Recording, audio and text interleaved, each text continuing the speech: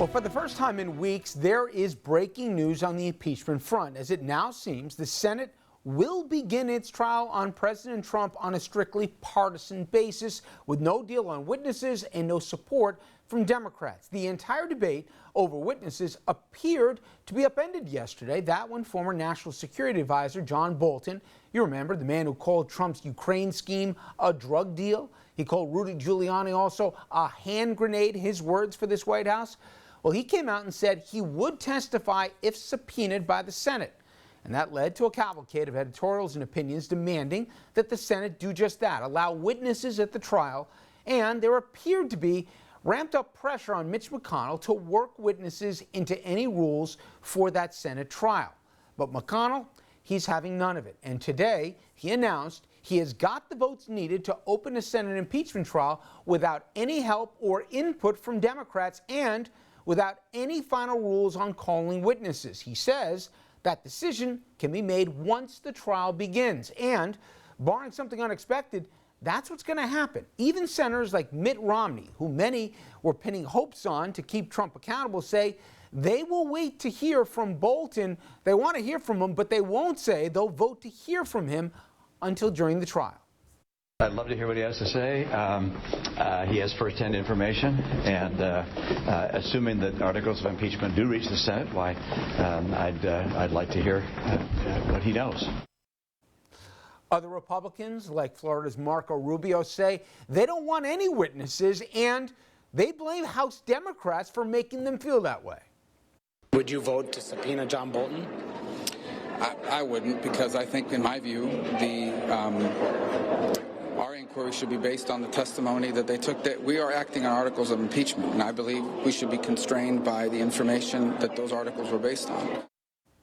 And then, of course, we get to Lindsey Graham, who now says if Pelosi doesn't transmit the articles of impeachment this week, he's prepared to pull the plug on his constitutional obligation. If we don't get the articles this week, then we need to take matters in our own hands and change the rules, deem them to be delivered to the Senate so we can start the trial, invite the House over to participate if they would like. If they don't come, dismiss the case and get on with governing the country.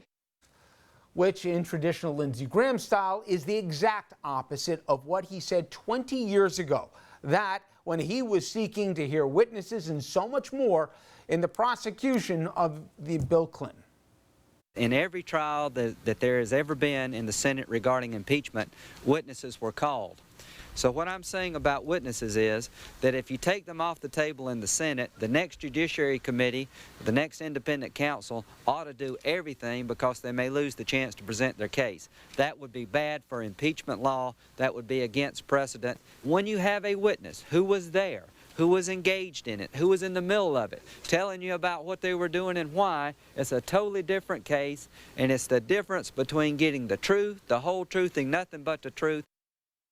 And again, John Bolton was in the room, describing almost to a T the kind of witness that Lindsey Graham then wanted to hear from.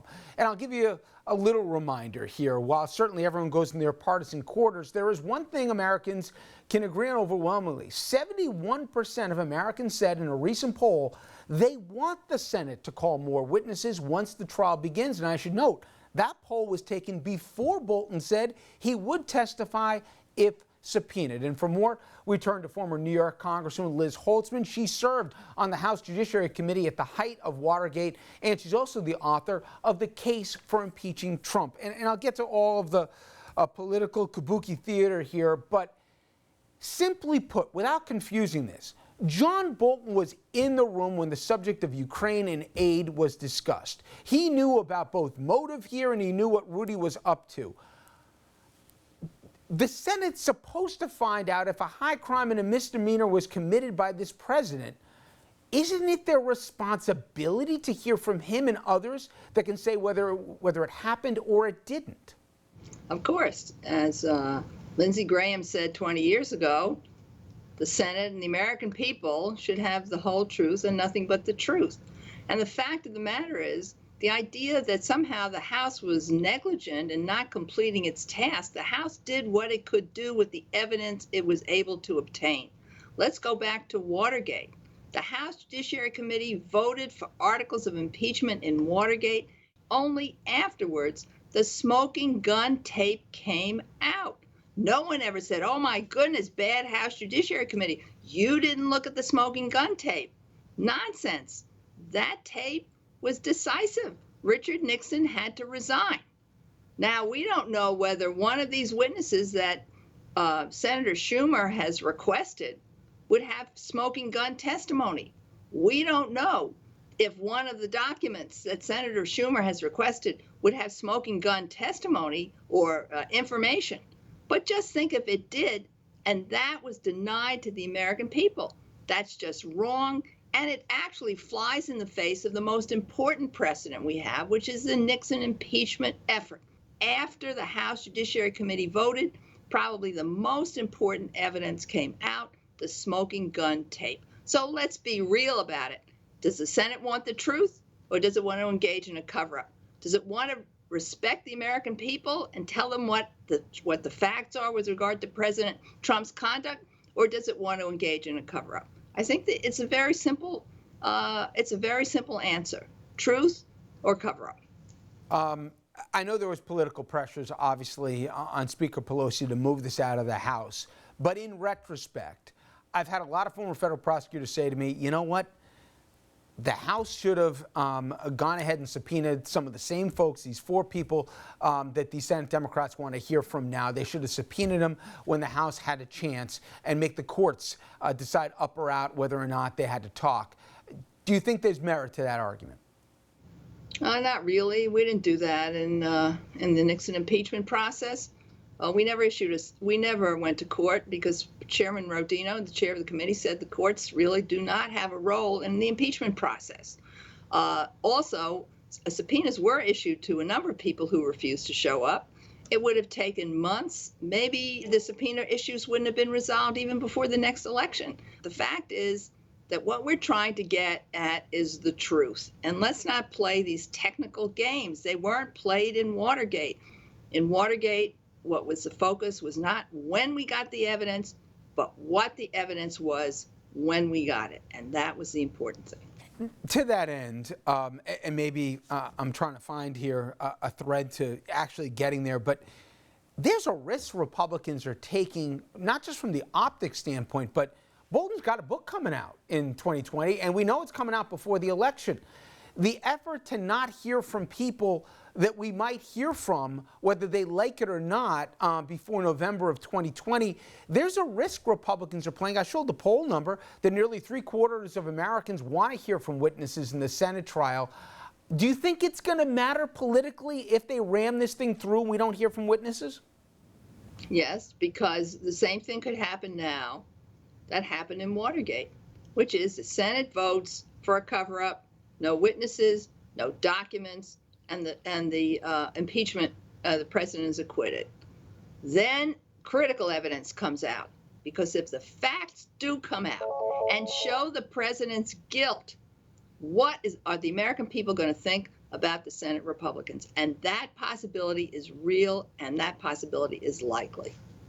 You know, we always heard that expression, in terms of the Senate was supposed to be the sober body here, but how worried should we be, Congressman, that when this whole thing's over, that all of a sudden the president can thumb his nose at the rule of law, the checks and balances that the Founding Fathers put in there are no more, and that basically we don't have co-equal branches of government, and the president can do whatever he wants, and if the political will isn't there, he can get away with it, and there's no one he, in this case, can answer to. How worried are you going to be that at the end of this can become the new normal?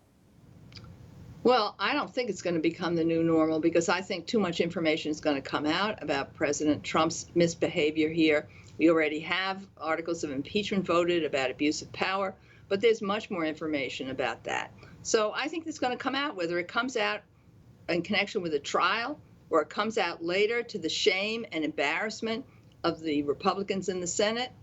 I think it's going to have a major impact on the country. I think the real problem is that it will make Americans really question the integrity of our institutions. Remember, the Senate has a special responsibility in an impeachment trial. Everybody takes an oath to uphold the Constitution when they get sworn into office. But for an impeachment trial, there's a special oath, an oath to do impartial justice. What's impartial justice? That's not standing up for the president. That's standing up for the facts and the Constitution wherever they lead. But for members of the Senate now basically to participate in an effort to squash the truth, to prevent the truth from coming out, to cover up the facts, it's a disgrace, and it's also a threat to our democracy. And I think the American people will understand that, and Republicans will pay a price. Liz Holtzman, thank you so much as always for the time. I appreciate it. Thank you.